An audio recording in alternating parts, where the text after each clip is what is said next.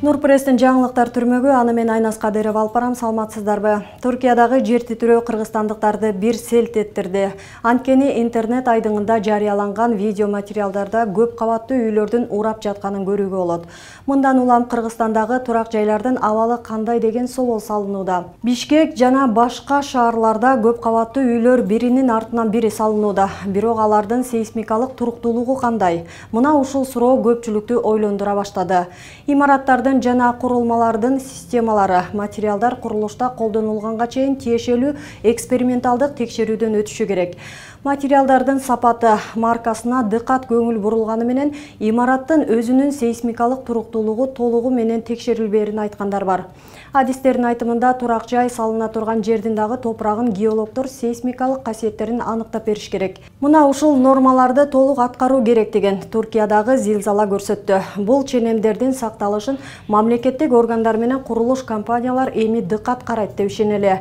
Анткени Туркиядагы жер титирөө баарыбызга сабак болду. Муну менен катар Кыргызстандын жайгашкан жеринин сейсмикалык абалы кандай деген суроо туулат. Сейсмологдордун тили менен айтканда, Кыргыз жергеси эки чоң тектоникалык плитанын чегинде жайгашкан. Ошондуктан Кыргызстанда байма-бай жер титиреп турат.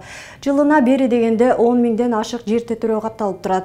Бирок алардын басымдуу бөлүгү жөнөкөй тургундарга анча сезиле бербейт.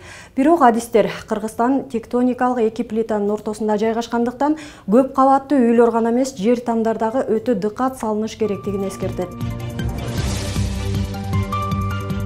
Паспорт стол, нотариус, тийиштүү мамлекеттик органдар башканын мүлкүн мелжеп, мыйзамсыз менчиктеп беришеби?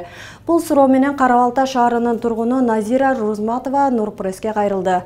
Анын айтымында атасы чогулткан мүлкүн инисинин уулу мыйзамсыз өзүнө каттаттырып алган.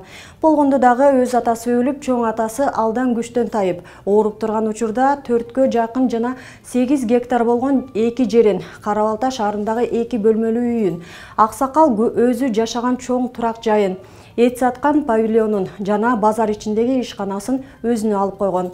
Ошол эле учурда маркум аксакалдын кыздары азыр үй жайсыз, батирлеп жүрөт.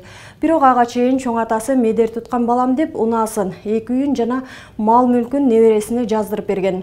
Бирок ал аздык кылып, калган мүлктүн баарын чоң атасы тирүү кезинде ага паспорт жасатып, өзүнө каттатып алган. Аны кантип жасатканы белгисиз. Аксакалдын паспорту жоголгон эмес, өзүндө эле болчу. А я поняла, думала, что-то не то, значит. И я отдала, чтобы не было ни скандалов, ни разговоров, что отец сам выздоровеет, разберется. А они, оказывается, пошли в паспортный стол и сделали новый паспорт. Там и подпись даже не отца моего. А сделал этот паспорт доктор Бек, сотрудник паспортного стола. И я узнаю, что у отца у моего уже новый паспорт. Я прихожу в паспортный стол, доктор Беку говорю, вот паспорт, вы как могли паспорт новый ему выдать? Вот его паспорт отцовский. А он говорит, вы украли его. Я говорю, кто? Я украла. Ошентип тийиштүү органдардын жардамы менен чоң атасынын паспортун жасатып, болгон мүлктү өзүнө алып койгон. Бул боюнча соттук процесске аксакал өзү барып, небереси документ жасатып, мыйзамсыз каттатып алганы боюнча көрсөтмө берген. Бирок Розинов каза болуп калып, соттук иш ушул кезге чейин чубактын кунундай чубалып келүүдө. Фархад сказал, что продал его. А что теперь же надо делать? Вот назад все это теперь возвращать надо. Может восстановить, может они? Восстановить, да, Худа Холласа получится, если. Ну, кылyapмызку, доказываем. Эскерте кетсек, жогоруда айтылган маалыматтарды Нурпресс Назира Розматованын сөзүнө таянуу менен берүүдө. Муну күбөлөндүрө турган видео материалдагы бар. Кыргызстанда рак оорусу күчөшү мүмкүн. Мындай божомолду Дүйнөлүк саламаттык сактоо уюму чыгарды. Буга ичкилик ичкендердин, чылым чеккендердин жана толук адамдардын көбөйүшүнүн себеп экенин ВОЗдун эксперттери билдирди. Башка өнүккөн мамлекеттер жогоруда аталган адаттардан арылуу аракетин көргөндөн улам көрсөткүч ошол өлкөлөрдө жакшырууда. Ал эми Кыргызстанда жарандарга түшүндүрүү иштери тийиштүү нукка түшпөй жатат. Буга адамдардын аң сезими жана өз ден соолугуна карата жасаган жоопкерчиликсиз мамилесинен улам болуп жатканын моюнга алышыбыз керек. Ананда көпчүлүк илдетти дарылоодон мурда аны алдын алуу маанилүү экенин анча аңдашпайт. Дүйнөлүк саламаттык сактоо уюму Чыгыш Европа жана Борбордук Азия чөлкөмүндөгү 17 өлкөнүн ичинен оорунун жана өлүмдүн деңгээлин талдап көргөн. Анда Кыргызстан жатын моюнчасынын рак оорусунан каза болгондордун саны боюнча 1-орунда турат. Эскерте кетсек, Кыргызстанда дал ошол илдеттин алдын алуу үчүн папиллома вирусуна каршы кыздарды эмдөө өнөктүгү башталган.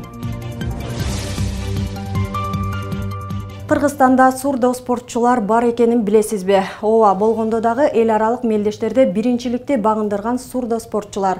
Айрымдар сурдо спортчулар кимдер деши мүмкүн. Алар кадимки спортчулар, бир гана жери кулагы укпайт. Алар үчүн сурдо олимпиадалык оюндар өткөрүлөт. Ал дени сак спортчулардын эрежелери боюнча өткөрүлөт.